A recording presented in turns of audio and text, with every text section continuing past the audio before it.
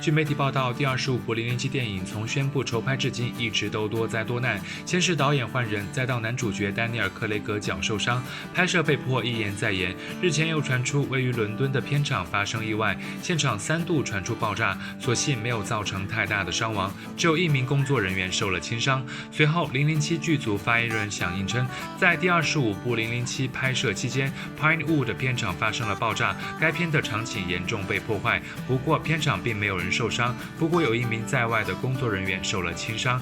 目前该片处于暂时的停拍状态。非凡娱乐实时报道。